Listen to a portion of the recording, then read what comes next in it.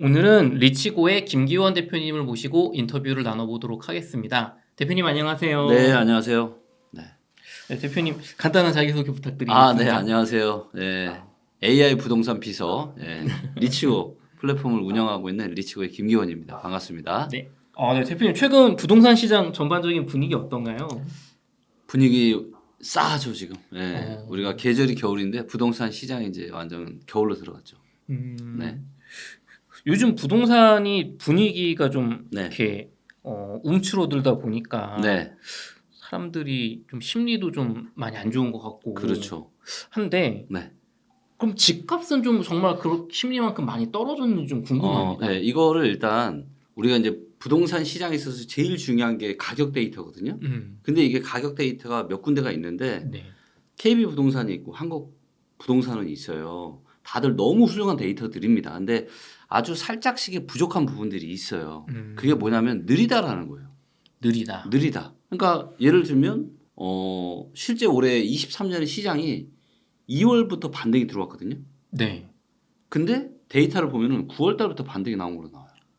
그렇게 차이가 많이 나요. 그렇게 차이가 나죠. 근데 실제로는 9월 달에 정점 찍고 이제 10월 달부터 안 좋아지고 있는데 네. 그러니까 이게 데이터가 너무 느린 거예요. 근데 이걸 가지고 부동산 시장을 이야기하는 전문가나 이런 신문 기사들이 너무 많다라는 거예요. 그러니까 다들 뭐라 그래요? 에이, 현장이랑 너무 달라. 이런 얘기들을 하는 이유가 바로 그건데 이거는 이제 이런 단점들을 저희가 보완하기 위해서 저희가 AI 기술로 시세를 다 만들었습니다. 그래서 이제는 리치고 앱에서 다 보실 수가 있는데 네. 자, 여기 보시면 이제 엑스퍼트 분석이라고 하는 게 있어요. 네, 여기 이제 요걸 누르면 전국을 이제 다 보실 수가 있는데 자, 일단 시도 분석을 한번 가보겠습니다. 시도 분석으로. 최근에 이제 우리 부동산 시장 상황이 어떤지. 근데 네. 그러니까 지금 12월 달이잖아요. 네. 12월 달 데이터가 이미 나옵니다. 네, 보시면 이제 10월 달부터 12월 달. 그래서 최근 3개월을 보여주는데 자, 여기 이제 플라워 차트고 십자선에서 왼쪽으로 가면은 매매가가 떨어지는 거예요. 오른쪽으로 가면은 매매가가 상승하는 거고 위로 올라가면 전세가 상승, 밑으로 떨어지면 전세가 하락. 자, 근데 서울 같은 경우는 어때요? 왼쪽으로 많이 가고 있는데 왼쪽으로 지금 계속 가고 있죠? 가격이 떨어지고 네, 있다. 계속 떨어지고 있고 제일 왼쪽에 있죠. 네. 제일 왼쪽. 제일 왼쪽에 있는 게 서울. 그다음 경기, 제주. 그래서 서울과 경기와 제주도가 매매가가 제일 많이 빠지고 있습니다. 자, 그다음에 제가 전세가도 살짝 좀 이상하다. 좀 느린 이런 그런 데이터를 가지고 신문기사 쓰거나 이런 그런 걸 가지고 부동산 시장을 이야기하는 전문가분들 얘기 들어보면 전세 시장이 딱 엄청 또 막 난리 날 것처럼 얘기하거든요. 전세 막 계속 오르고 있다. 그렇죠. 근데 바로 얼마 전부터 또 데이터가 이상해졌어요. 전세가 거래량이 일단 전세 거래량도 좀 줄고 전세 수급도 별로 안 좋아지는 거예요. 자, 그런데 지금 데이터를 보니까 자, 11월 달까지는 올라왔는데 네. 12월 달에 들어 지금 전세가 어떻게 되고 있어요? 위로 못 올라가고 있죠. 옆으로 기고 있잖아요. 네네. 자, 경기도 같은 경우는 어때요? 살짝 내려가는 내려갔죠. 네. 지금 자, 지금 전세가가 위로 올라가는데 누구밖에 없냐? 경남밖에 없어요. 경남하고 부산하고 나머지 지역들은 경북 이런데 네. 근데 대부분은 충북, 대전, 뭐 경기 이런 데들은 다 지금 밑으로 떨어지고 있잖아요. 보니까 좀 많이 올랐던 지역들은 조금 이제 네. 추세적으로 좀 꺾이는 것 같아요. 맞아요.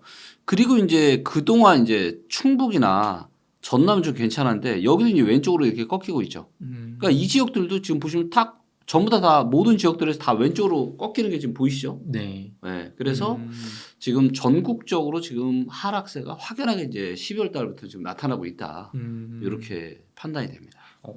네, 대표님 그러면은 네. 이제 집값은 확실히 하락을 하고 있고 전세가도 좀 뭔가 이제 뭐 보합 혹은 약세로 좀 돌아서는 분위기인데 네. 그렇다면 이제 가장 중요한 지표 중 하나인 미분양 주택. 네. 미분양 주택은 좀 어떻게 변하고 있을까요? 미분양 주택이요? 네네. 자, 이것도 데이터를 좀 보도록 하겠습니다.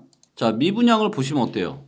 미분양이 확실하게 지금 올해 한 1월 달까지 7만 5천 채가 쌓였다가 네. 미분양이 줄어서 지금 5만 8천 채 정도 됩니다.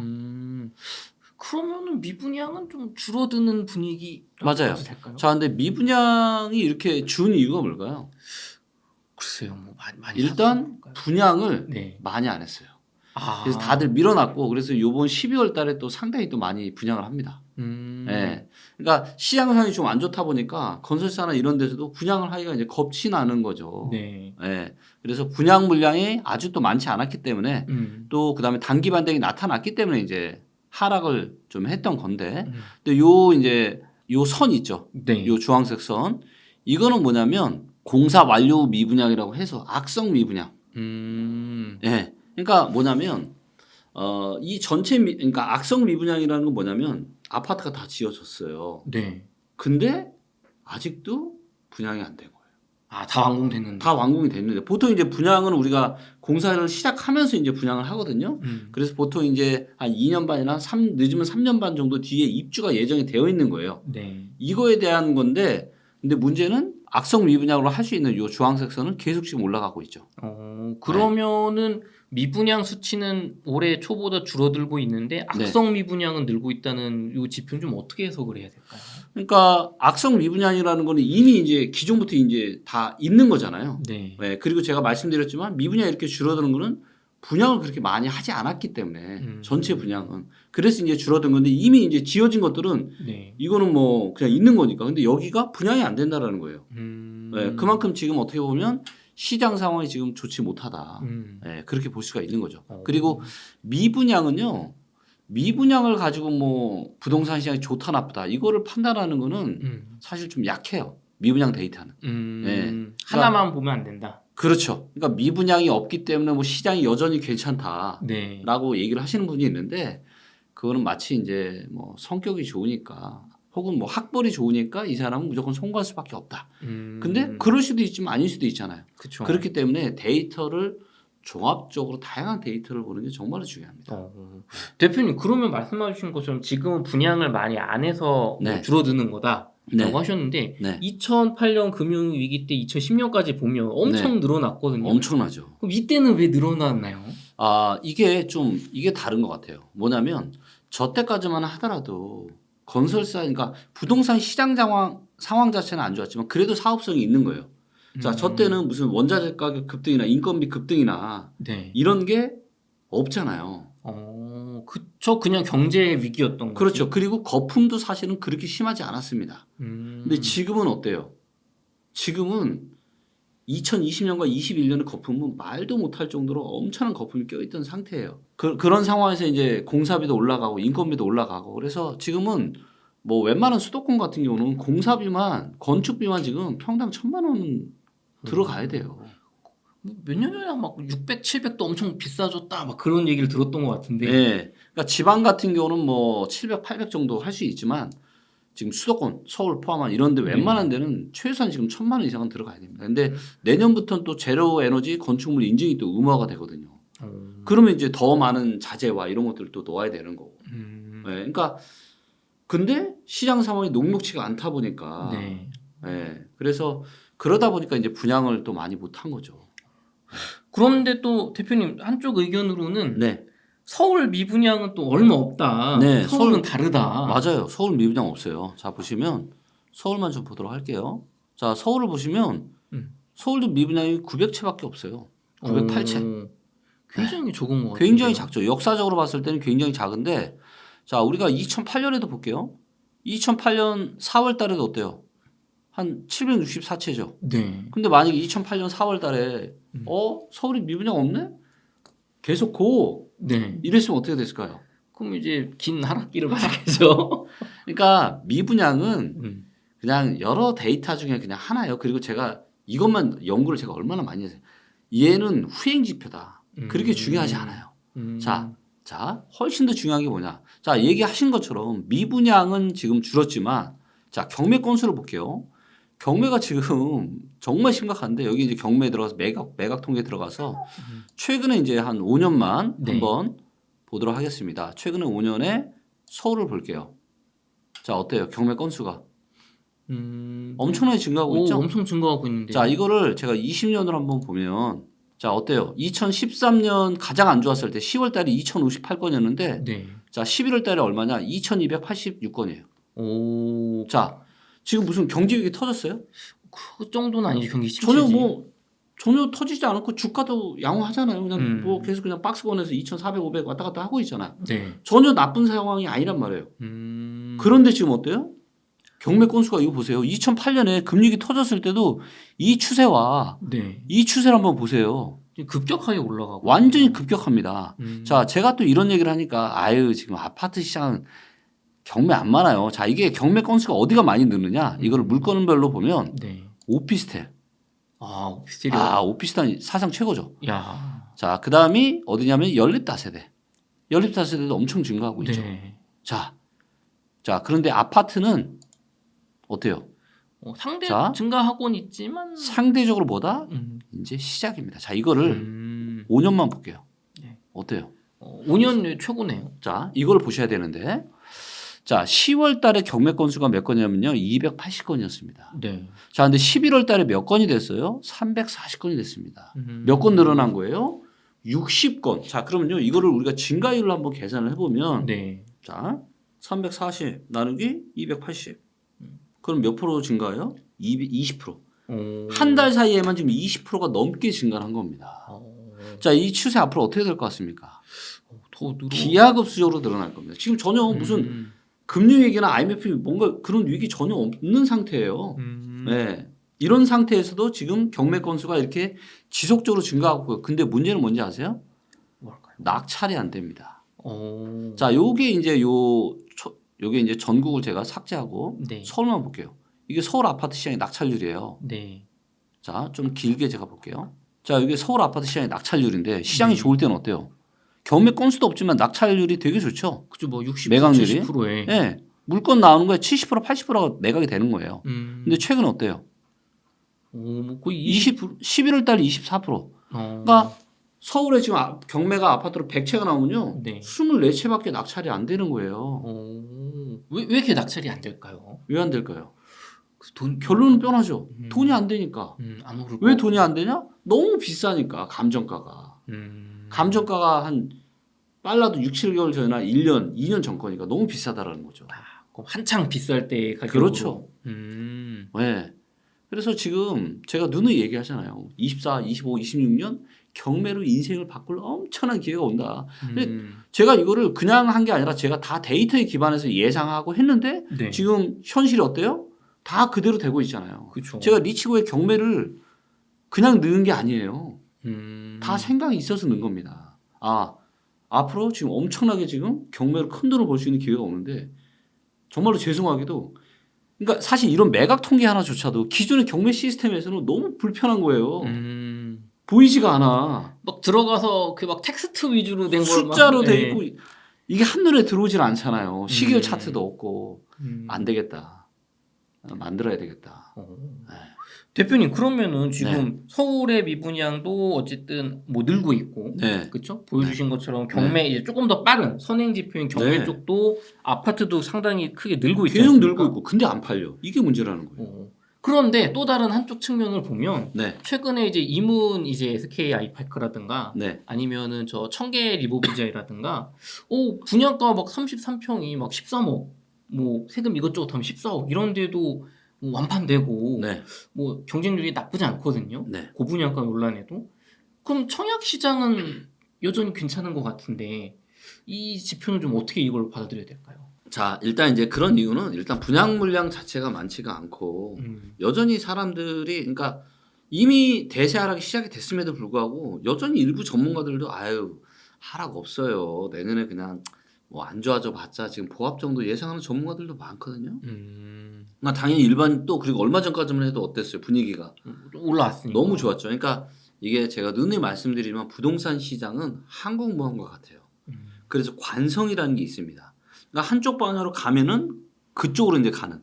그래서 저는 이제 데이터를 누구보다 빠르게 보고 거의 실시간으로 보니까 저는 이걸 다 보고 있는데 대다수의 사람들은 그걸 보지는 못해요. 여전히 어떻게 보면은 좀 한산이 젖어서 괜찮다. 서울에 지금 앞으로 입주 물량 공급 없다. 또 26년부터 지금 입주 절벽 온다고 지금 또 엄청나게 또 상승한다고 또 이렇게 또 이야기하시는 분들도 있잖아요. 네. 그러니까 이제 시장에는 이런 의견도 있고 저런 의견도 있고 이런 이야기들을 계속 이제 일반인들이 현혹이 되다 보니까 근데 정말 아이러니한 게 뭔지 아세요? 이거는 이제 그 슈퍼 예측이라는 책에도 나와 있는데 네. 그 누구도 검증을 하지 않는다라는 거예요. 부동산 시장에 대해서 많은 이야기를 하는 사람들이 있잖아요. 네. 누가 이런 얘기를 하고 누가 저런 얘기를 하고 그런데 이게 누가 맞고 틀렸는지. 그러니까 저는 이렇게 생각해요. 누구라도 저도 틀릴 수 있다고 생각해요. 어떻게 뭐 신도 아니고 이걸 다 알아맞힐 수가 있겠습니까? 그쵸. 하지만 결정적일 때 틀리면 안 된다는 거죠. 네, 근데 그 누구도 이런 걸 검증을 하지 않아요. A 전문가, B 전문가, C 전문가, 아, 이 사람이 2020년에 무슨 얘기를 했고, 21년에 무슨 얘기를 했고, 22년에 무슨 얘기를 했고, 이런 것들이 있는데 이거를 아무도 검증하거나 하지 않는다라는 거죠. 네, 근데 이 중에는 엉망으로 전망한 사람들 너무 많거든요. 네, 그러니까 그럼에도 불구하고 여전히 지금도 계속 이렇게 하잖아요. 원래 세상이 이제 그렇게 움직이는 거고. 네, 근데 그러다 보니까 그런 얘기에 또 현혹되시는 분들도 많고 아마 네. 또 여전히 두려움에 휩싸여 있는 거죠. 아, 이러다가 또다시 2020년, 21년처럼 막 그렇게 올라가면은 어떻게 될까? 제가 8월 달에 전화를 네. 받았어요. 어떤 전화를 받으셨나요? 거의 이제 연락 잘 안 하고 지내는 제 지인인데 네. 갑자기 전화를 해서 자기가 지금 아파트를 연끌어서 사야 되겠다는 거예요. 안 살려고 했는데 내가 이제 관심 있는 아파트가 계속 뭐 1,000만 원, 2천만 원, 5천만 원씩 막 계속 오르니까 이거를 보니까 막 패닉에 쌓이는 거예요. 그래서 그렇죠. 자기가 지금 내일 지금 계약할지 말지 지금 결정 중인데 마지막으로 혹시 몰라서 나한테 전화를 했다라고 하면서 자문을 구하는 거예요. 그래서 제가 뭐라 했는지 알아요? 저는 딱 그 얘기 듣자마자 이 친구 부동산 하나도 몰라요. 사본 적도 없어. 완전 불인이야. 그래서 제가 아, 반대 끝났다. 아니 이런 친구가 또다시 지금 또 가스라이팅 돼가지고 막 지금 못 사면 안 달랄 정도면은 근데 또 데이터를 보니까 9월부터 꺾이고 그래서 제가 스톱 절대 하지 마. 제가 한 사람 구했습니다. 또. 그분은 안 사셨어요? 안 샀죠. 지금 기회를 노리고 계시겠네요. 네. 대표님 그러면은 네. 지금 그래도 요 정도 데이터 가지고는 조금 네. 저희 시청자분들 입장에서 조금 확신이 안 들 것 같아요. 네. 내년에 네. 집값이 큰 폭으로 좀 떨어질 수 있다는 네. 뭔가 좀 근거 데이터 조금 더 있을까요? 근거 데이터. 네. 근거 데이터 이제 제가 제일 중요하게 생각하는 데이터죠. 그게 바로 뭐냐? 주택 구입 부담 지수, 소득 대비한 아파트 가격 이런 건데요. 네. 자, 이게 이제 리치고 화면에서 엑스퍼트 분석으로 넘어가면 여기서 이제 전국, 시도, 시군구 분석을 다 할 수가 있어요. 네. 자, 시도 분석을 한번 들어가서 서울을 한번 보도록 하겠습니다. 이게 이제 서울의 투자 점수거든요. 네. 서울의 투자 점수. 자, 지금 상황이 어떻죠? 자, 참고로 투자 점수라는 건 뭐냐면 지금 특정 지역에 투자를 했을 때 성공할 가능성을 보여주는 겁니다. 이 친구가 70점이 넘었을 때 투자해야 돼요. 그리고 80점이 넘잖아요. 네. 이거는 10년에 한 번 올까 말까 하는 기회입니다. 어. 그러니까 80점이 넘는다. 그럼 발목 밑이라고 보시면 되고요. 70점이 넘는다. 무릎 밑이라고 보시면 됩니다. 자, 근데 지금 몇 점이에요? 49점이네요. 자, 언제가 제일 안 좋았어요? 2021년 특히 21년 12월 달이 최악이었죠. 네, 이때는 뭐예요? 40점이 안 될 때는 10년에 한 번 올까 말까 하는 절호의 매도기회죠. 네, 이때 제가 여러 채 팔았잖아요. 네. 지금 올라왔지만 여전히 어때요? 아직은 그렇게 많이 올랐다고 할 수 아직은 없네요. 택도 없습니다. 네, 자, 주택 구입 부담 지수라고 하는 게 있는데 제가 네. 이제 사실 단일 지표로는 거의 가장 중요하게 생각하는 데이터입니다. 네, 내가 대출을 끌어다가 서울에 아파트를 샀을 때 네. 내가 한 달에 얼마 내야 되는지 이걸 직관적으로 보여주는 거예요. 지금 얼마예요? 337. 네. 자, 최고 고점이 387 거의 400이었습니다. 네. 자, 떨어졌다고는 하지만 네. 저 한창 13년, 14년, 15년 이때에 비하면 많이 여전히 높은 편인 것 자, 같아요. 평균이 얼마예요? 251입니다. 자, 제일 낮았을 때가 언제냐? 2013년 요때나 164, 2014, 15년 이때 165. 그러니까 170이 안 됐어요. 자, 그러면 제가 이런 데이터를 또 보여주면 그때는 소득 수준이 다르잖아요. 그때 지금 100 몇십만 원, 지금은 100 몇십, 300 몇십 다르잖아요. 아닙니다. 그런 거 다 감안해서 만든 거예요. 그러니까 2014년 2월 달에는 지금 수준으로도 166만 원만 내면 서울에 아파트를 샀어요. 그러면은 지금 확실히 그때 비하면 2배 이상 이게 비싼 부담을 줘야 된다는 거잖아요. 그렇죠. 자, 이걸 보면은 평균이랑 여기까지 떨어질 수 있잖아요. 네. 저는 제가 진짜 이해가 안 되는 게 뭐냐면은 부동산도 그렇고 주식도 그렇고 사이클이 있는데 네. 아니 왜 이게 계속 오를 거라고만 생각하면 저는 이해가 안 되거든요. 아니 이걸 데이터를 보면은 평균이나 이 밑으로 떨어질 수 있는 거예요. 그렇죠. 자, 그러면은 가격이 몇 퍼센트 떨어져야 되는지 아세요? 자, 얘가 낮아지려면 세 가지가 필요합니다. 첫째, 금리가 떨어지면 돼요. 대출 금리? 네. 자, 그런데 금리가 뭐 떨어질 수 있다라고 내년에 많은 분들이 이야기하는데 떨어져봤자 얼마나 떨어지겠어요. 지금은 고물가 시대잖아요. 금리를 낮출 수가 없어요. 더군다나 한국은 네. 원래는 미국이 계속 올릴 때 한국도 따라 올렸어야 되는데 부채 문제가 터질까 봐 지금 못 올린 거잖아요. 그렇죠. 한 2%로 우리가 낮죠 지금. 그럼요. 그렇기 때문에 금리가 이렇게 쉽게 낮아진다? 저는 절대 그렇게 생각하지 않습니다. 금리 한국 떨어지기 쉽지 않아. 떨어져봐야 얼마 안 떨어져요. 그러니까 금리가 떨어져서 주택 구입 부담 지수가 확 낮아지기가 어렵다. 금리로는 어렵다. 자, 둘째, 사람들 소득입니다. 소득이 확 증가하면 주택 구입 부담 지수가 떨어져요. 내가 한 달에 500 벌다가 200만 원 내는 거랑 내가 600 벌다가 200만 원 내는 거랑 부담이 다르죠. 다르죠. 그러니까 소득이 올라가면은 주택 구입 부담 지수가 또 떨어집니다. 자, 근데 사람들 지금 호주머니 사정이 어때요? 요즘 너무 힘들어하시죠 다들. 너무너무 힘들어하죠. 네. 실제 통계 데이터라도 어때요? 17년 만에 지금 사람들 호주머니 사정이 제일 안 좋다라고 이야기하잖아요. 그러면 소득이 좋아질 일도 없어. 금리가 급격하게 떨어질 일도 없어. 마지막 뭐밖에 없어요?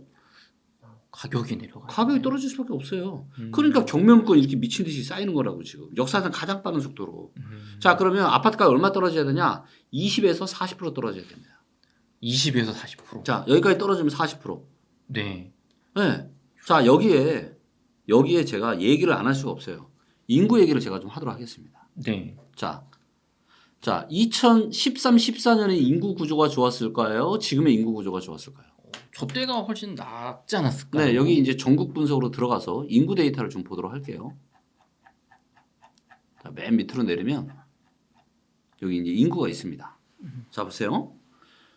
2013년 이때만 해도 누구 인구가 제일 많았어요? 20세 미만 인구가 제일 많았습니다. 젊은 층. 네. 그 다음이 누구예요? 40대. 그 다음이 50대. 그 다음이 30대. 자, 맨 밑에가 누구예요? 60대와 70대입니다. 노인 인구가 적고 뭐 젊은 사람들이 많다. 자, 집은 누가 살까요? 그것도 뭐 한 집에 대한 수요는 누구 때문에 생기는 거죠? 뭐 3, 40대, 50대 이때가 많이 사지 않을까? 그렇죠. 60대, 70대가 집을 사나요? 물론 자산이 있으신 분들은 집을 사겠지만 대다수는 갖고 있는 집 아마 뜯어먹고 살 겁니다. 그렇죠. 갖고 있는 겨우 내가 집 하나 마련했는데 이것도 행복한 거예요. 대다수는 자기 집도 없어. 맞아요. 네. 자, 그런데 보세요.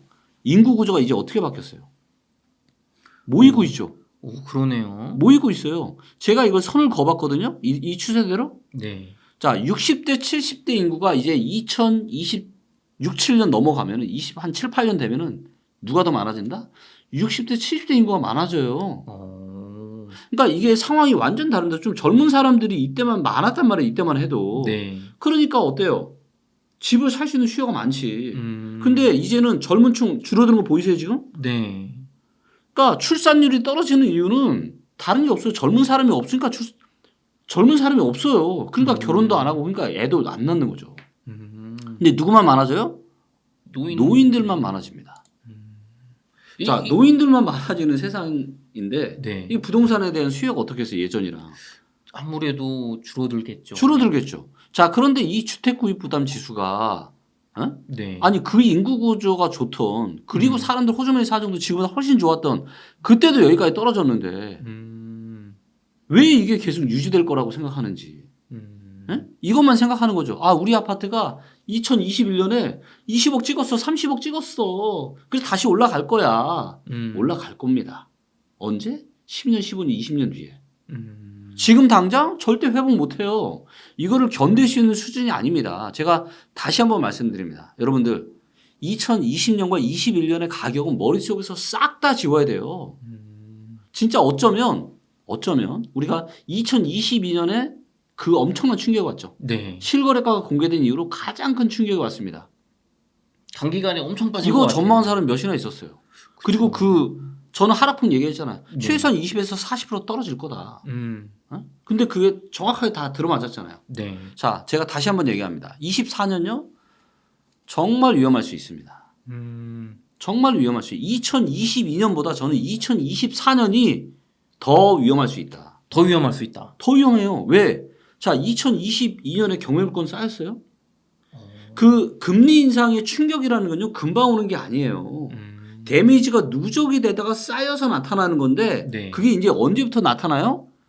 2023년 지금 가을부터 이게 나타났다고. 지금 경매 물건 급증하고 시세 완전 다시 꺾이고 2차 하락 오고, 그래서 24년에 물론 내년에는 총선이 있습니다. 네. 자, 그렇기 때문에 또다시 부양책을 지금 준비하고 발표도 했죠. 네네. 뭐죠? 신생아 대출. 음. 그다음에 또 뭐예요?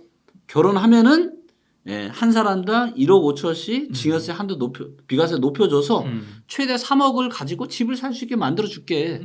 이거잖아요. 그렇죠. 자, 이래서 여기에 대한 수요를 어떻게든 마른 수건 짜다 이렇게까지 짜가지고 좀 해서 내년 상반기에는 조금 1, 2분기는 조금 또 거래량도 다시 살아나고 좋아질 수는 있습니다. 하지만 제가 젊은 분들한테 정말 말씀드리고 싶어요. 일단 현재 집값은 너무 높은 수준이에요. 자, 금리 좀 싸다고 증여세 좀 이거 하다고 지금 산다? 이 제도를 활용해서 사실 거면요 좀만 기다리세요. 2024년 초에 이 카드를 쓰시면 안 돼요. 우리 젊은 분들, 제가 우리 2030 세대분들께 정말 충심을 가지고 말씀드립니다. 이 정책 사실은 너무 좋은 정책이에요. 자, 하지만 일단 내년 초는 아니다. 내년 초는 아니다. 자, 내년 가을이나 내년 연말 정도에는 빠른 기회가 올 수 있어요. 아니면 한 25년 정도에. 그러니까 이 좋은 카드를 연초됐다가 바로 쓰지 마세요. 기다리십시오. 정말로 훌륭한 카드는요 함부로 쓰는 게 아니에요. 워런 버핏이 그 얘기했죠. 무슨 얘기했나요? 자, 10년을 보유할 주식이 아니면 한 주도 보유하지 말라 그랬습니다. 그렇죠? 네. 전 세계 최고의 투자도 그런 얘기합니다. 자, 제가 이걸 부동산 김기훈 버전으로 바꿔 제가 말씀드려 볼게요. 네. 뭐냐? 자, 10년에 자, 여러분들이 내가 내 집 마련할 기회, 내가 부동산을 투자할 기회가 10년에 딱 한 번밖에 없다고 생각하세요. 자, 그런 상황인데 그 카드를 지금 써야 되냐? 라고 자문을 해보세요, 제발. 그냥 가스라이팅 돼가지고 부동산은 계속 올라요.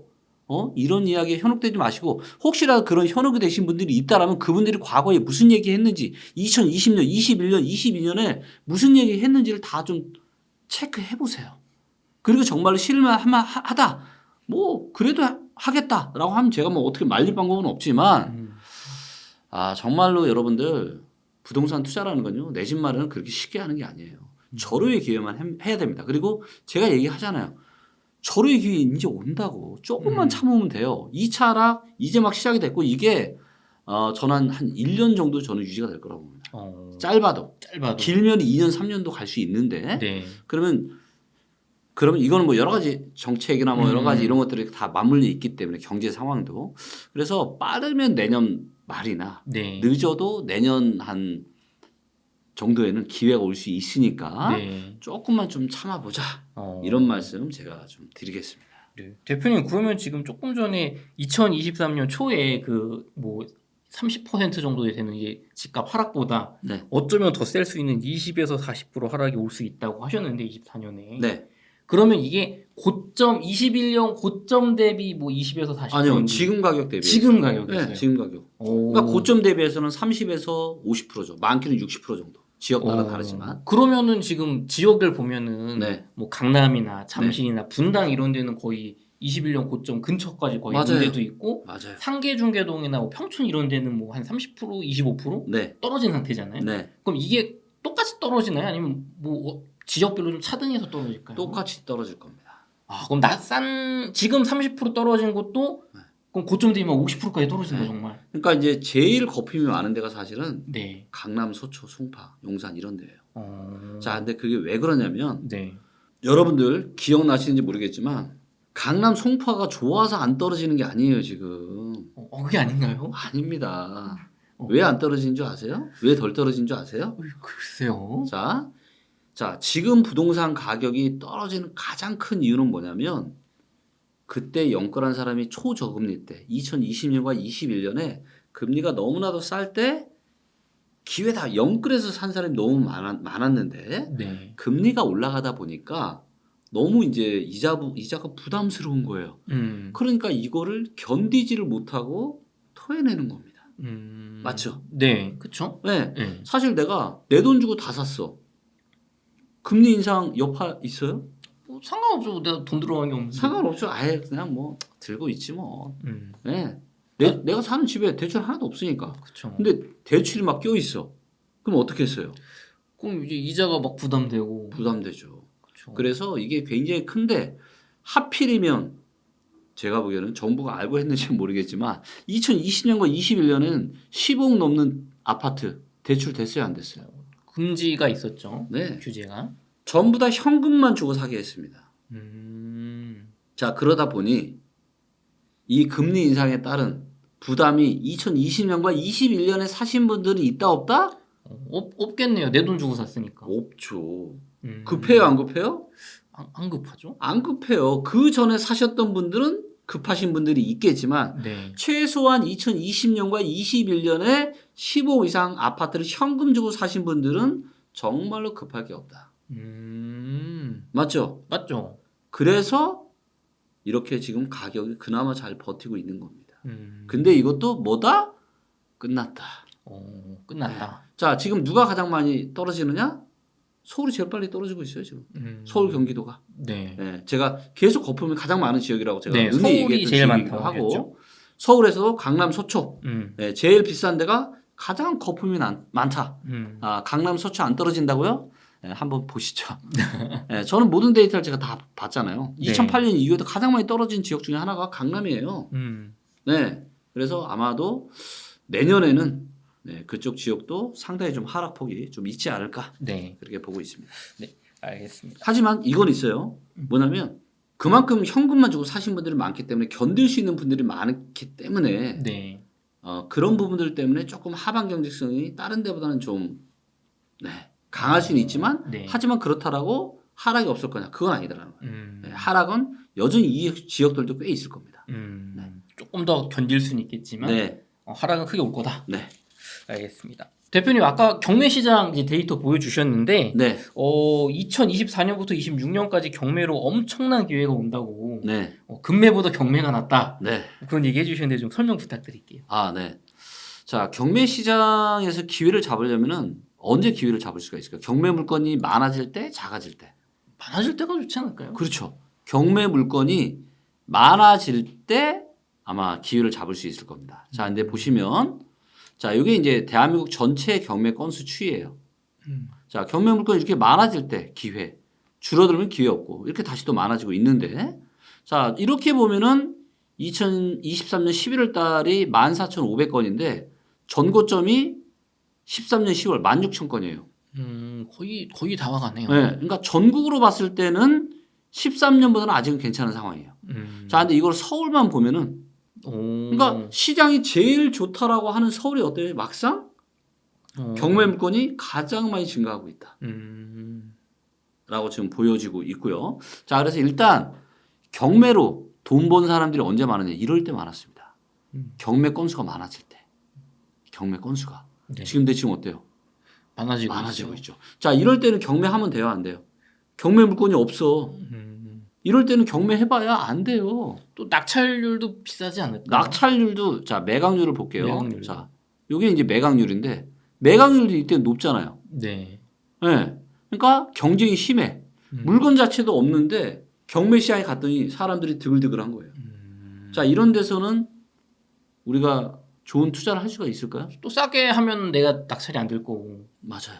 그렇죠. 시장가만큼 또 해야 되니까. 그렇죠. 그래서 경매는 언제가 좋으냐? 바로 이럴 때예요. 경매 건수는 느는데 낙찰률은 낮을 때. 자, 이런 얘기는 무슨 얘기예요? 물 시장에 지금 경매로 살 만한 물건은 넘쳐나는데 경쟁자가 없는 거야. 네. 근데 이런 흐름들이 당분간 계속 지속이 될 겁니다.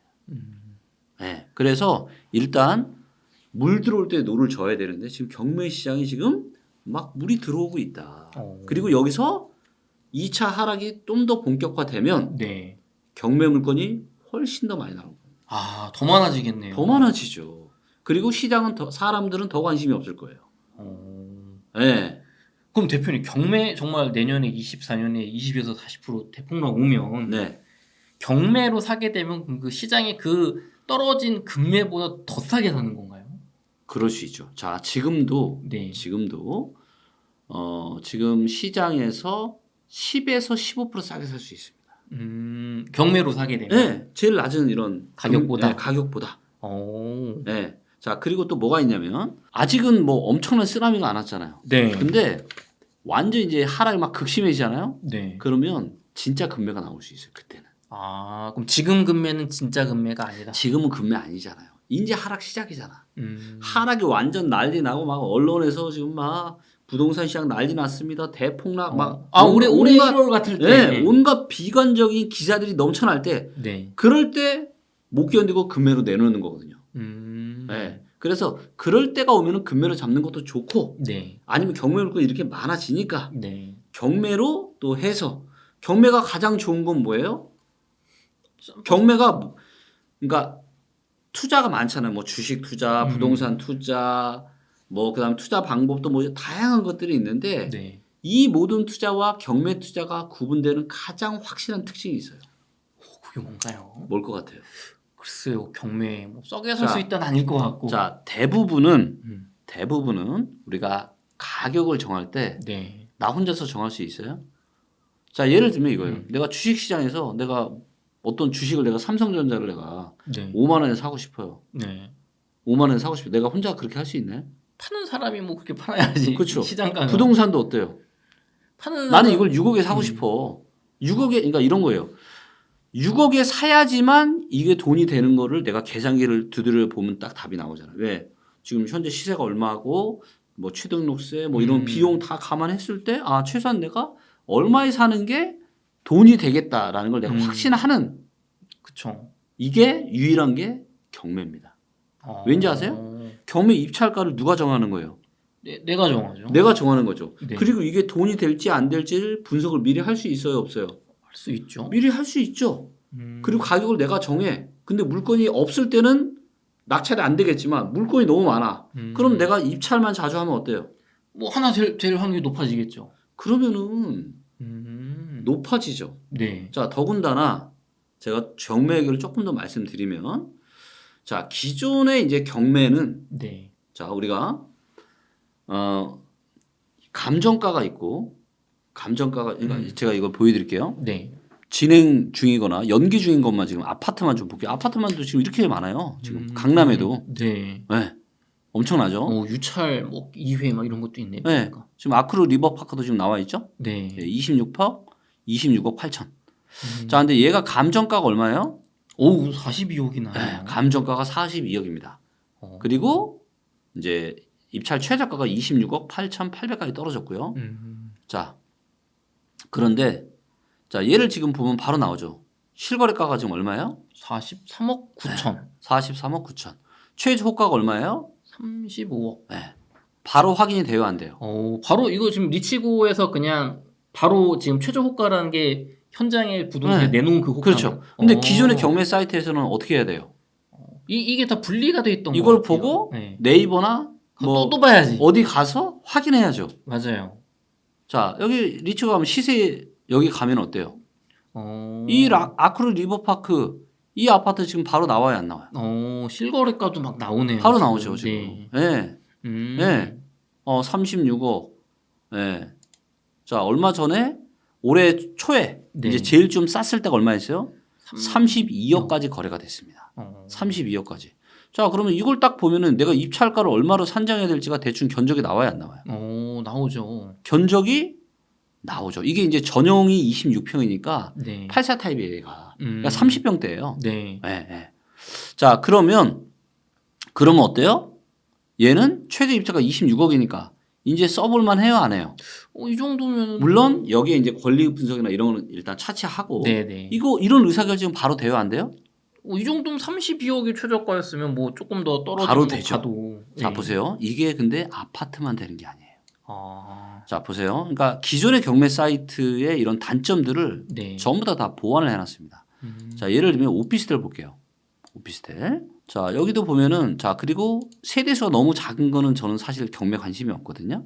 그럼 여기서 뭐 오피스텔이니까 한 100세대 이상짜리 그래도 최소한 네. 100세대 이상짜리 오피스텔만 보여줘 라고 주문을 하는 거예요. 그럼 이제 데이터가 다 연결이 돼 있기 때문에 저희가 이게 다 나오는 거예요. 네. 자, 이거를 보면은 이제 강남역에 바로 8평짜리 2억 5천에 지금 예, 감정가 2억 5천 3백 아직 한 번도 신건이에요 보니까. 자, 그럼 얘가 얼마냐? 이거 가격 확인 어디 가서 해야 돼요? 구토교통 실거래가 들어가서 너무 불편하게 됩니다. 오피스텔 가격 확인하시는 데 있어요? 그죠. 국토부가 해야죠. 네, 리치고 말고는 없다라는 거죠. 그래서 시세를 누르면 자 어때요? 현재 실거래가 얼마요? 2억 4,800 매매가가. 네. 그리고 현재 호가가 얼마나 나와 있는지 보겠습니다. 지금 한 건 2억 6천에 지금 매매가 나와 있고요. 자, 특히나 이런 거 할 때는 뭐가 중요하냐? 전세가가 중요합니다. 전세가. 전세 실제 사용 가치가 얼마인지. 네. 자, 그리고 얘가 최고 한 2억 6천 좀 보니까 2억 2천에도 거래가 됐어요. 그렇죠? 네. 네, 22년도에는. 네. 그리고 최근에는 한 2억 5천 정도의 매매가 거래가 됐고 전세가 얼마 됐는지 볼게요. 자, 전세가 보니까 가장 최근 실거래가가 2억 2천이에요. 2억 1천, 2억 4천. 보니까 23년이랑 4년에는 거래가 안 됐어요. 그러니까 무슨 얘기냐면 그만큼 여기는 굉장히 수요가 많다. 거래가 없잖아요. 지금 100세대가 넘는데. 그렇죠. 안 나가네요, 사람들. 네, 안 나가는 거죠. 자, 그럼 호가 분석을 좀 해보면 전세가 지금 2억 2천에 나와 있습니다. 자, 그쵸? 그럼 우리는 확인했어요. 네. 아, 그러면 전세가가 못해도 한 2억 2천 정도에는 우리가 할 수 있겠다. 아니면 2억 3천이나 2억 4천? 또 할 수 있겠다. 잘 받으면. 네. 자, 그러면 다시 경매 정보로 들어가서 자, 그러면은 얘가 2억 5천 3백을 지금 하면 돼요? 안 돼요? 또 조금 비싼 거예요. 아유, 안 되죠. 한 번 유찰 돼야죠.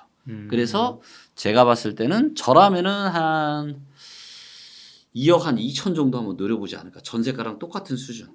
그럼 뭐가 되는 거예요?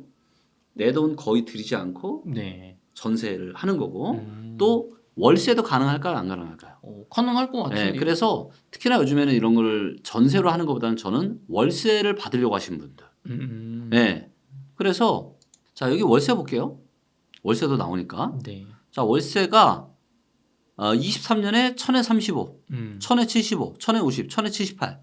자, 이렇게 보니까 월세로 이거는 좀 1억에 35. 네, 1억에 35. 네, 그렇죠. 1억에 35. 맞아요. 그러니까 이거를 이걸 환산을 했어요. 그러니까 월 환산 73만 원, 78만 원, 80만 원. 그러니까 한 75에서 80만 원 정도는 이게 가능한 거예요. 그리고 월세가 지금 매물이 지금 하나 있어요. 하나. 근데 얼마예요? 1000에 90만 원. 오, 월세가 꽤 높네요. 1000에 90만 원. 네. 자, 그러면은 우리가 이거를 계산을 두들겨 보면 네. 자, 한번 해볼까요? 네네. 자, 우리가 2억 2천에 산다고 볼게요. 얘를 2억 2천에 낙찰받는다고 볼게요. 그럼 1000만 원 보증금 빼야죠. 그렇죠. 그러면 2억 1000이죠. 네. 2억 1000. 자, 근데 90만 원이죠. 네. 그러면 90만 원 곱하기 12달. 그러면 1080만 원입니다. 네. 1년에 월세 들어오는 게. 네. 근데 우리가 얼마 주고 샀어요? 나누기 2억 1000. 그럼 수익률이 얼마예요? 5%입니다. 오. 자, 5%면 수익률이 만족스러워요? 안 만족스러워요?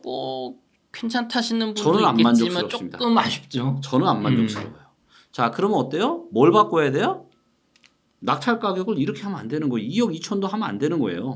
지금 시기에서는. 네. 자, 그러면 만약에 한 2억으로 내가 낙찰을 받았다. 그럼 네. 수익률이 얼마로 바뀌는지를 계산해 볼게요. 네. 자, 2억에 받으면 1억 보증금 1000 빼면 1억 9천이죠. 예. 그렇죠. 네네. 네. 1080만 원. 네. 1080만 원 나누기 1억 9천. 그럼 수익률이 5.7% 정도 됩니다. 5.7%. 자, 5.7% 정도 되면은 지금 은행 이자보다는 확실하게 높죠. 네. 그렇죠? 그래서 이 정도라면은 나쁜 투자는 아닐 것 같아요. 특히나 이제 노후를 좀 뭔가 해서 내가 한 2억 정도 내가 들여가지고 내가 월에 한 100만 원 가까운 내가 월세 네. 수익을 올리려고 하겠다. 뭐 이런 분들은 저는 뭐 나쁘지 않을까. 그러니까 이런 계산들이 어때요? 즉각적으로 바로바로 할 수 있어요, 없어요? 할 수가 있네요. 할 수가 있죠.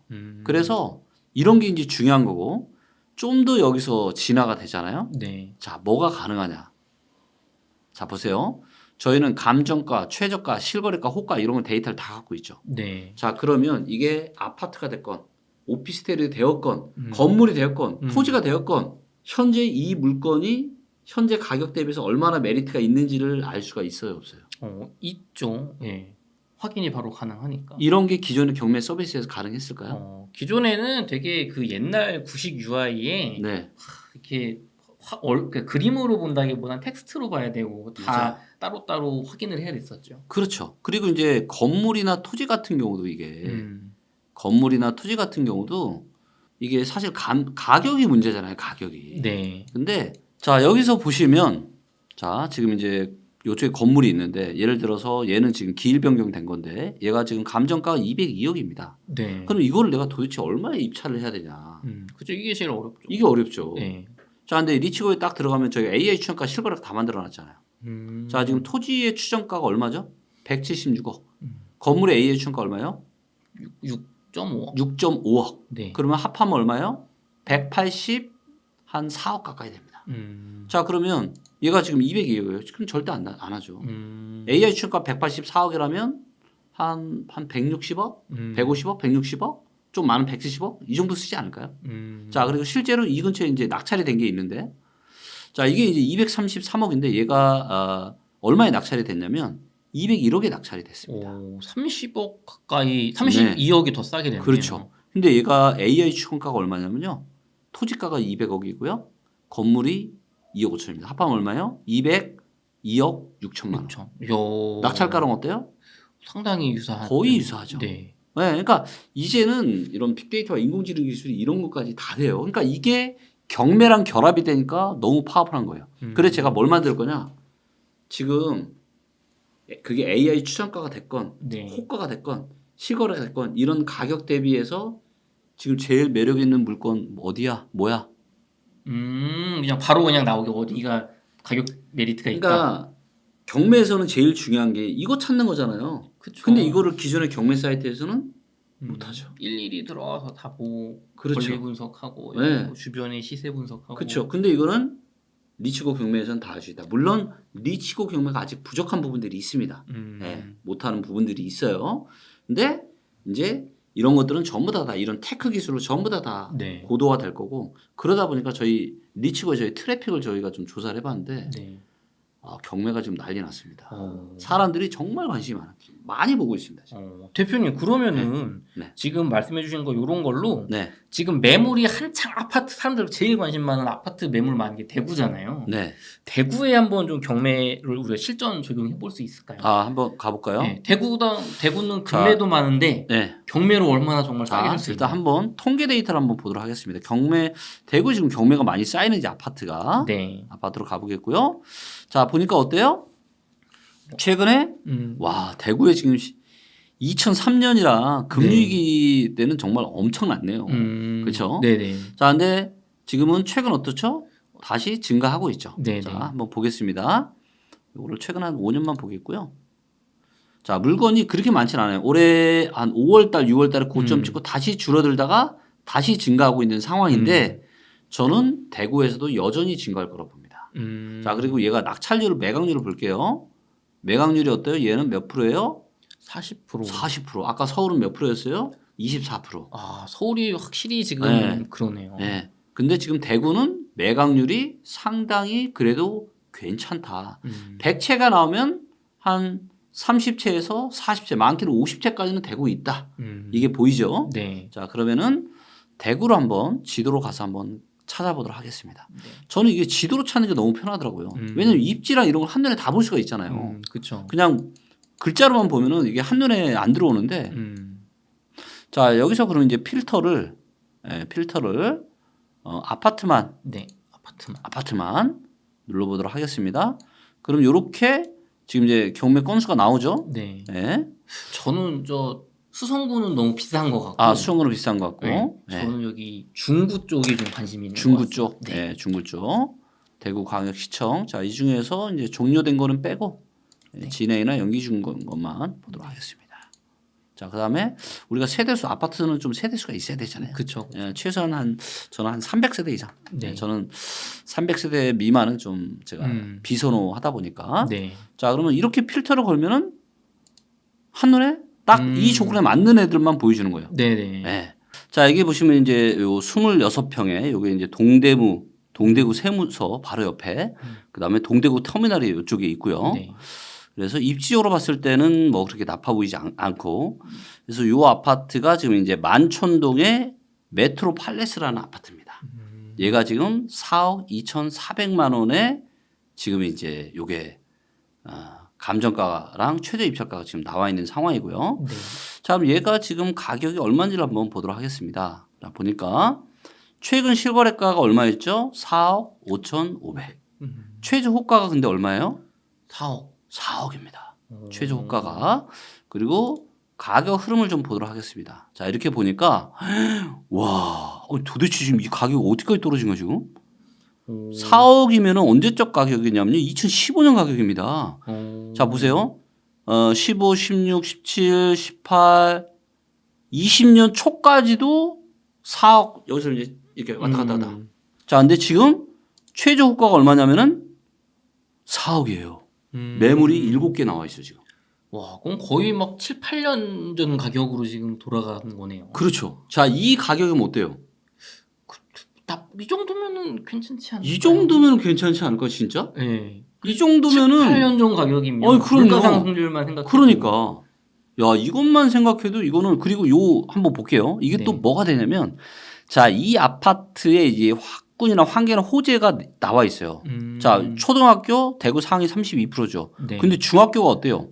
경신중학교. 경신중학교랑 경신고등학교가 보니까 대구에서 명문인가 봐요. 딱 네. 상위 2%, 상위 12% 나오죠. 학군이 굉장히 좋아. 학군이 좋다는 얘기는 뭐예요? 그만큼 중고등학교니까 수요가 충분히 저는 있을 수 있다. 네. 자, 근데 호재는 없어요. 그리고 여기가 보니까 뭐 교통이나 생활은 뭐 보통인데 학군이 교육 확실하게 좋다.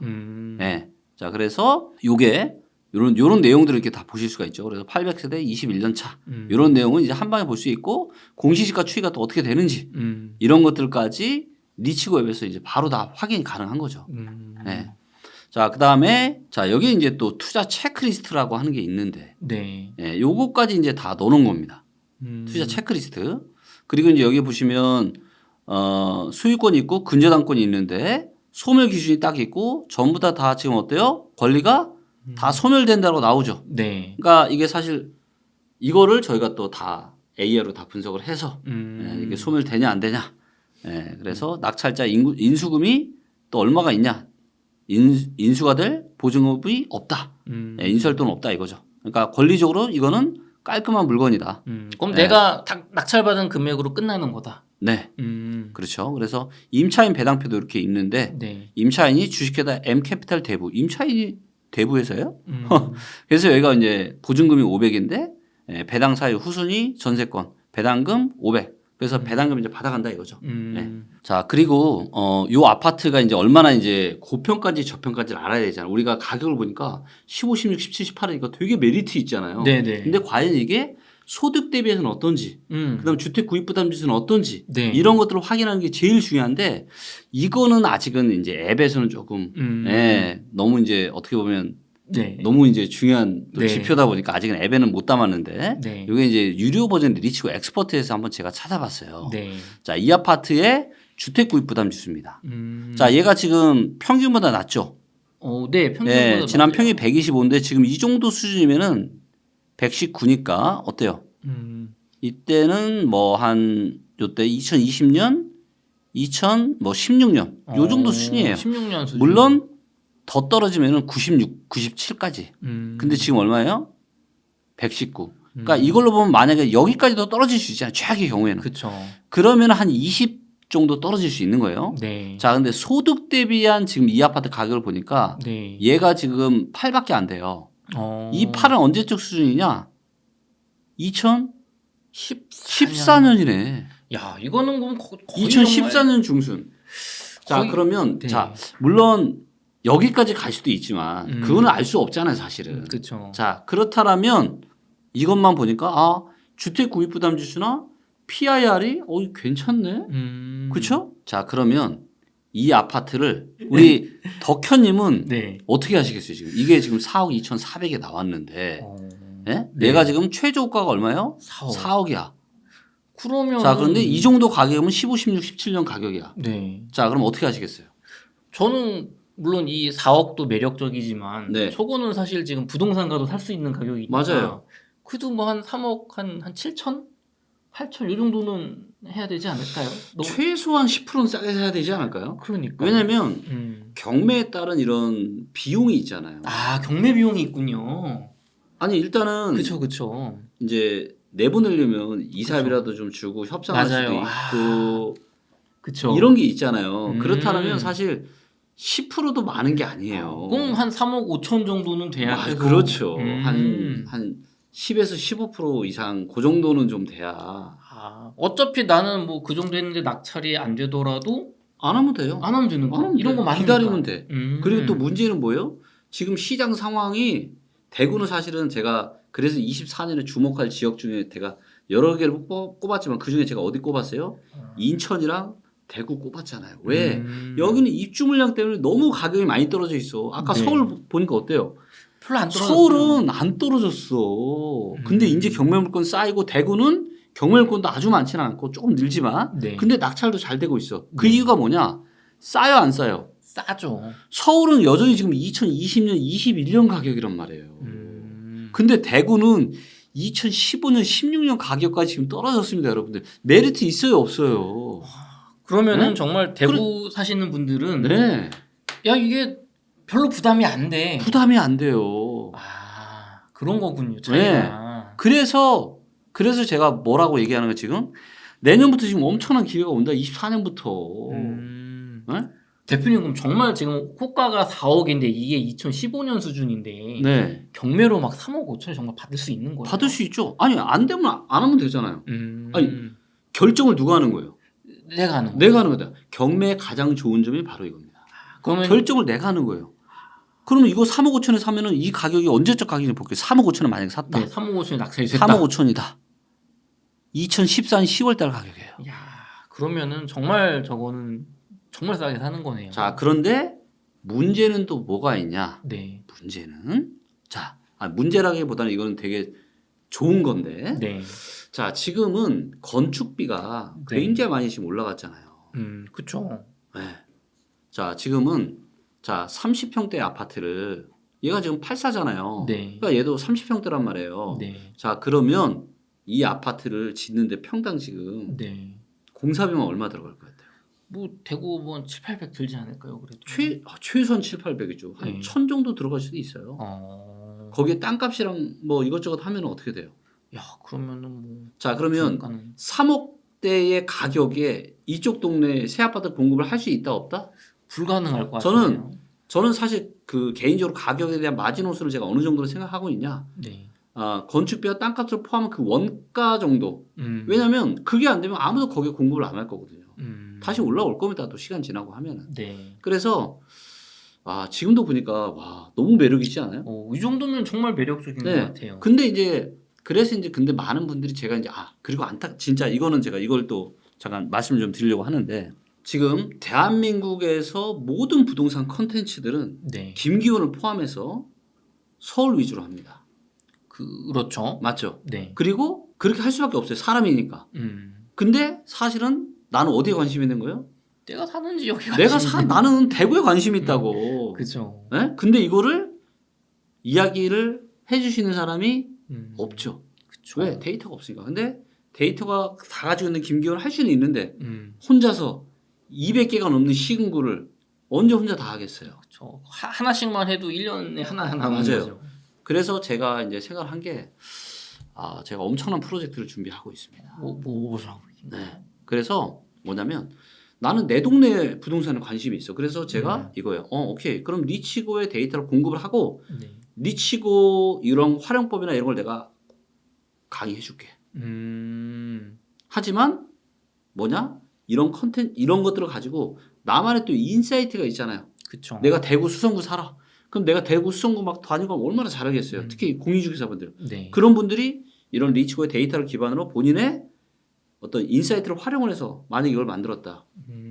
그러면 그 어떤 부동산 전문가보다 그 사람이 쓴 게 더 맞아요, 안 맞아요? 그쵸. 맞죠. 데이터가 기반이 된 상태에서 내가 그 지역 전문가니까. 그렇죠. 그러면 제가 이런 생각을 김기훈만의 리치고가 아니라 모두의 리치고를 만들어야 되겠다. 그래서 그런 분들을 제가 양성을 시키면 네. 그런 분들이 이런 분석 리포트를 만들어서 리치고 안에 올리고 이거를 단돈 10,000원에 볼 수 있다. 그러면 대한민국 부동산 시장을 위해서 내가 너무 의미 있는 일을 하는 거 아닌가? 그리고 이거를 컨텐츠를 만드는 컨텐츠 크리에이터 입장에서는 어때요? 내가 10,000원에 팔지만 이걸 500명, 1,000명이 볼 수 있잖아요. 그쵸. 왜? 대한민국 어떤 그런 게 없으니까 아예. 음. 다 서울 얘기하고 나는 내가 대구가 궁금하다고 난 인천이 궁금하다고 난 지방이 궁금한데 왜 맨날 서울 얘기만 하니까 전체 얘기만 하니까 그래서 이런 컨텐츠들을 지역별로 만들고 그러면 이것들이 수익화가 되잖아요. 그러면 10,000원짜리 500명이면 500만 원이잖아요. 그럼 컨텐츠 크리에이터한테 60% 줘요.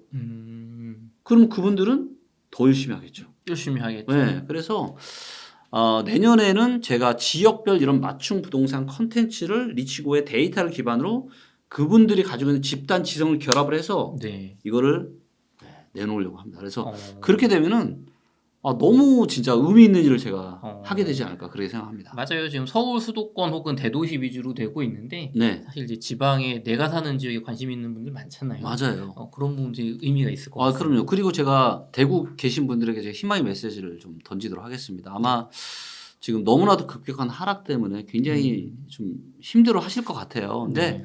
이제 거의 다 떨어졌습니다. 그러니까 대구 시장은 뭐 이것도 아파트에 따라 좀 다르긴 하겠지만 그래도 최소한 무릎 정도까지는 저는 떨어졌다라고 좀 보고 있습니다. 물론 수도권 시장이 다시 한번 좀 충격파가 오면은 일시로 영향을 많이 받을 거예요. 하지만 그 충격이 그렇게 크진 않을 겁니다. 저 시방. 그리고 거기까지 되면은 뭐예요? 완전 발바닥이다. 그렇기 때문에 이제 거의 다 왔습니다. 조금만 힘내시고 아마 2025년부터는 대구의 부동산 시장이 저는 좋아질 거다라고 좀 보고 있고 아마 저도 뭐 내년에 어쩌면 저도 대구에 가서 부동산 투자를 할 수도 있으니까 네.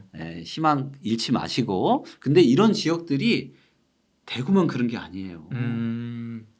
대구만 그런 게 아니라 지금 제가 차마 말을 못하지만 여기저기 수두룩 빽빽하다. 그래서 제가 말씀드린 24년, 25년, 26년은 경매로 지금 한 번 올까 말까한 엄청난 기회가 온다. 엄청난 기회가 꼭 온다. 잡으십시오, 여러분들. 꼭. 네, 대표님 이번 달 들어서 은행의 대출 규제 강화 영향으로 가계부채 중과세가 둔화되었다고 합니다. 네. 줄어든 건 아니죠? 네. 네, 그래서 여전히 심각한 수준인데요. 가계부채 문제 어떻게 보시는지요? 가계부채는 사실은 뭐 그렇게 원래는 크게 문제가 되지가 않는데 문제는 2020년과 21년은 너무나도 많은 연끌을 했고 자산 가격은 흔들리는 상황이고 네. 근데 1차 하락이 나왔을 때 그러니까 문제가 되는 건 뭐냐면 내가 대출 이자는 어떻게든 내겠다 이거예요. 네. 뭐만 전제 조건이 되면 부동산 가격이 높게만 유지되면. 그렇죠. 그렇죠. 내가 대출을 껴서 부동산을 샀어. 근데 이 부동산 가격이 유지가 돼. 최소한. 아니면 오르거나. 네. 그럼 대출 이자 내도 희망이 있어요, 없어요? 있죠. 희망이 있죠. 그래서 견딜 수가 있습니다. 근데 문제는 뭐냐면 가격이 하락할 때 문제가 생기는 거예요. 우리 웅달님이 예를 들어서 10억짜리 아파트를 5억 줘서 대출을 샀어요. 네. 근데 이 10억짜리가 10억이면 어때요? 뭐 괜찮지. 내 집이니까. 네. 근데 얘가 9억이 됐어요. 기분이 좀 그러네. 8억이 됐어요. 근데 대출 이자가 뭐 200 내던 게 350으로 늘어났어요. 금리가 올라서. 네. 네. 그럼 어때요? 그러면 괜히 산가 싶고 지금 사면 훨씬 싸게 사는데. 근데 만약에 여기서 더 떨어지면 어떤 문제가 발생할 수 있어요? 은행에서 압류가 들어올 수 있죠. 그리고 내가 부담스러우니까 이자를 못 내면 또 압류가 들어올 수 있고 경매로 넘어갈 수 있고. 그래서 가장 중요한 거는 부채 자체도 문제지만 이 자산 시장이 좋으냐 안 좋으냐. 자, 현재로만 놓고 봤을 때는 주식 시장은 그냥 횡보죠. 네. 2,400, 500 뭐 여기서 왔다 갔다 하니까 계속. 네. 일단은 나쁘지 않아요. 네. 자, 그래서 가계부채 문제가 뭔가 심각한 문제로까지 될 가능성은 없어요. 자, 그 다음 또 뭐가 있냐. 부동산이 있는데 대출의 또 상당수는 이제 주식보다는 부동산 쪽이고. 근데 부동산이 1차 하락이 나타나니까 이거를 안 되니까 부양책을 써서 막았는데 이제 2차 하락이 나타나고 있단 말이에요. 2차 하락이 이제 시작이고 아마 내년에 총선 지나고 나서가 저는 본격화될 거라고 좀 보고 있는데 자, 이게 본격화되면 어떻게 되겠어요? 그러면은 이제 부채 문제 뭐 대출도 더 이상 받을 수도 없고. 네. 어떡하죠?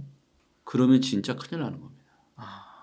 자, 그래서 지금 IMF나 여기저기 지금 외국에서 오히려 지금 경고하잖아요. 한국에 대해서 부채가 지금 너무 많다. IMF가 경고를 하나요? 그럼요. 한국의 가계부채 너무 많다. 심각하다. 기업 부채도 심각하다. 가계부채만 심각한 게 아니라 기업 부채도 심각합니다. 근데 여기에 내년 2분기 이후로 부동산 시장의 본격적인 하락이 겹치게 된다. 네. 아마 저는 상당한 파장이 올 수 있다. 그렇게 생각하고 있고 여기에는 또 PF까지도 있죠. 대표님 그 PF 얘기 나와서 말인데 네. 부동산 PF에 대한 얘기 뭐 이거 이대로 가면 안 되는 얘기 여기저기서 들리는 것 같아요. 네. 요즘 어떤 상황인가요, PF? 부동산 PF가 지금 전체 규모가 134조 정도 되는 걸로 집계가 되고 있습니다. 134조. 네. 근데 연체율이 23년에 몇 배가 증가했냐? 2배가 증가했습니다. 연체율이요? 연체율이. 자, 그리고 진짜 이제 가장 이제 이 PF 대출 중에서도 가장 위험한 게 이제 브릿지론인데. 브릿지론은 뭔가요, 대표님? 브릿지론은 뭐냐면 자, 예를 들어 땅이 있어요. 땅이 1,000억짜리야. 그럼 이 땅을 다 내 돈 주고 사지 않죠. 그 돈이 없죠, 보통. 없죠. 그래서 대부분은 예를 들어 10% 계약금이 있잖아요. 네. 1,000억은 100억. 근데 이 100억도 다 본인 돈으로 하지 않아. 네. 근데 만약에 계약만 하면은 네. 진행되네? 그 다음에 추가적인 대출이 발생할 수가 있는 거예요. 그래서 진짜 대출, 본 대출이 들어오기 전에 가교 역할을 하는 대출이라고 해서 브리지가 다리잖아요. 네네. 브리지, 다리 역할을 한다라고 해서 브리지 대출이라고 그러는 거예요. 그래서 이 계약금 10%를 또 이 중에 내 돈 뭐 100억인데 내 돈 한 20억, 나머지는 80% 대출을 끄는 거예요. 그럼 영끌 아닙니까 이거? 영끌 중에 영끌이죠. 그러니까 이거는 뭐 우리 개인들한테는 아파트 영끌하지 말라고 그쵸. 하면서. 근데 이게 얼마인지 아세요? 이 돈만? 글쎄요. 그래도 뭐 이건 조금인 거 아니에요? 이 돈만 134조 중에 30조입니다. 이건 계약금 그러니까 10%에 불과한 거에 대한 대출인데도 그럼 거의 비중으로는 한 35% 40% 되는 거잖아요. 자, 그럼 이제 이런 것들이 이제 진행이 될까요, 이게? 이자에 지금 허덕허덕 하고 있는데. 영끌이 영끌인데 그러다 보니까 이제 연체율이 늘고 네. 이런 것들이 진짜 심각해질 수 있다는 거죠. 그래서 내년에 이제 총선이 있기 때문에 네. 어떻게든 지금 또 이것도 무슨 뭐 자금을 조성을 해서 좀 이렇게 하고는 있는데 이러다 보니까 이제 뭐가 또 문제냐면은 좀 우리가 좀 문제가 있어 문제가 될 만한 것들은 어느 정도 좀 터지면서 네. 좀 그렇잖아요. 그렇게 해야 이제 진짜 중요한 것들을 잘 해야 되는데 이거는 뭐냐면 어떻게든 지금 틀어막고 있는 거야. 선거 전까지. 그러다 보니까 어떤 문제가 발생할 수 있는 거예요? 내년에 여름 하반기에 이게 그동안 골맞던 게 한순간에 터져버릴 수가 있는 거예요. 몰려서 부실 사업장에 뭐 부도가 몰릴 수 있다. 자, 여기에 희망이 있어요. 뭐가 있냐면 자, 부동산 PF 대출도 똑같아요. 부동산 시장이 괜찮잖아요. 네. 그러면 PF 이거 부실 해결될 수 있어요. 왜? 사업이 진행이 될 거니까. 왜? 가격이 올라가면은 비싸게 분양하면 되지 뭐. 그러니까요. 자, 근데 문제는 뭐냐? 제가 가장 염려하는 시나리오가 뭐냐? 2차 하락이 이제 막 시작이 됐다라는 겁니다. 그리고 이게 총선이랑 본격화될 거예요. 자, 그럼 안 그래도 지금 위태위태한 이런 가계부채, 기업부채 여기에 엄청난 지금 PF 대출 이것들이 그나마 시장 상황이 괜찮으면은 이게 유야무야 그냥 지나갈 수가 있는데 큰 네. 문제 없이. 근데 2차 하락이 본격적으로 이게 같이 맞물리잖아요. 그러면 이게 엄청난 파장이 올 수가 있어요. 아마 정부에서도 저는 이거를 가장 염려하고 있을 거라고 생각하고 있고 아마 여기에 대한 대책들을 또 아마 고민을 하고 있을 겁니다. 그래서 저도 가장 희망하는 거는 이게 정말 별 문제 없이 지나갔으면 좋겠어요. 네, 그래서 정부에서도 아마 선별을 해야 될 겁니다. 그래서 정말 시장에 너무나도 파급 효과가 큰 이런 것들은 살려야죠. 근데 그런 게 아니면 왜냐하면 돈이 너무 많으면 모르는데 지금 정부도 돈이 안 많거든요. 그렇죠. 정부 부채도 많죠. 네, 그래서 정말 이제 내년이 정말 이거 자칫 잘못했다가는 지금 한 20, 30년 만에 최악의 부동산 시장이 될 수도 있는 가능성이 엿보입니다. 대표님, 근데 일각에서는 부동산 PF 이렇게 부실 사업장이 좀 망하고 네, 터져야 네. 그래야지 미래에 주택 공급이 있다. 네. 그건 무슨 얘기인가요, 이건? 이제 이런 거죠. 우리가 희망은 시장이 절망에 젖어 있을 때 희망이 생겨납니다. 비로소. 그렇죠? 네. 모든 투자의 대가들이 이야기하잖아요. 남들이 막 다들 절망할 때 싸게 사라. 그렇죠. 시장이 공포에 빠져 있을 때 그때부터 이제 희망이 나타나는 건데 저도 이제 부동산을 제가 데이터로 분석을 하지만 지금은 너무 고평가 상태예요. 근데 이런 문제들이 터지면 어떻게 되겠어요? 뭐 떨어지지 않을까? 떨어지겠죠. 하지만 떨어지는 그치지 않습니다. 떨어지면 다시 또 올라갈 거예요. 생길 수 있는 원동력이 생긴다라는 거죠. 그렇기 때문에 아마도 좀 터질 건 좀 터지고 네. 너무 이렇게 계속 폭탄을 돌리게 하듯이 계속 이랬다가는 진짜 큰 문제가 발생할 수 있으니 좀 터질 건 터뜨릴 건 좀 터뜨리고 네. 그냥 버릴 건 좀 버리고 그렇게 해야 진짜 시장이 건전해지지 않을까 그런 아마 의미인 것 같습니다. 한국은행 보고서나 어떤 그런 뭐 총재님이신가요? 그 발표를 제가 봤는데 제가 정확하게 기억은 안 나는데 네. 우리나라 주택 가격이 30% 이상 고점 대비 폭락하면 네. 이제 뭐 가계 부채 연쇄 부실이 터져서 뭐 은행권에 전이됐나 뭐 그런 보고서를 본 적이 있거든요. 네. 그러면은 반대로 생각하면 정부 측에서 30% 이상의 폭락은 네. 막으려고 막 엄청나게 노력을 하지 않을까. 더 네. 큰 위험이 있으니까. 맞아요. 그렇죠. 그러면은 말씀하신 2024년 정말 막 40% 폭락 이런 건 나오기 어려운 건 아닐까요? 그렇게 되면은 네.